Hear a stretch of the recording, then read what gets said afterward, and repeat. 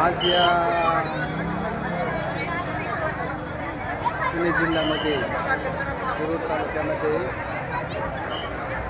रामलिंग मंदिरामध्ये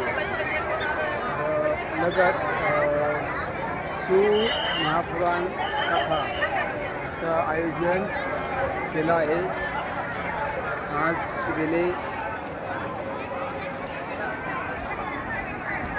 7 दिवस झाले। आज 7वा दिवस आहे शिवमहापुराण कथेचा आणि आम्ही आलो आहे, पाहू शकता या ठिकाणी शिवपुराण कथा ऐकण्यासाठी आम्ही आलो आहे या ठिकाणी। आणि या ठिकाणी भव्य असा सोहळा आहे। या सोहळ्यामध्ये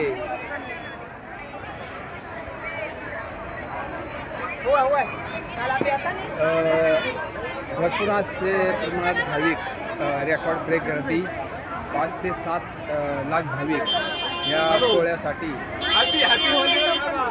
उपस्थिती आहे। हा सोहळा गेले 7 दिवस चालू झाला होता। आज शेवटचा दिवस आहे आणि त्या निमित्तानं मोठ्या प्रमाणावर भाविकांची गर्दी या सोहळ्यामध्ये आहे। खूप छान असं शिवपुराण कथा महाराजांनी ज्ञान प्रबोधन केलं आहे आणि या निमित्तानं आम्ही सुद्धा या कथेला दर दिवस ती उपस्थिती दाखवत आज सुद्धा आलो आहे। सकाळी कार्यक्रम 8ला चालू झाला होता, आता 12, 12:15, 12:30ला हा कार्यक्रमाची सांगता झाली आहे। त्यानंतर भोजन कक्ष, भोजनालय आहे। त्यानंतर सर्व भाविक भक्तांनी या महाप्रसादाचा स्वाद घेतला आहे। पाहू शकता तुफान गर्दी आहे या ठिकाणी आणि हा सोहळा मोठा सोहळा आहे।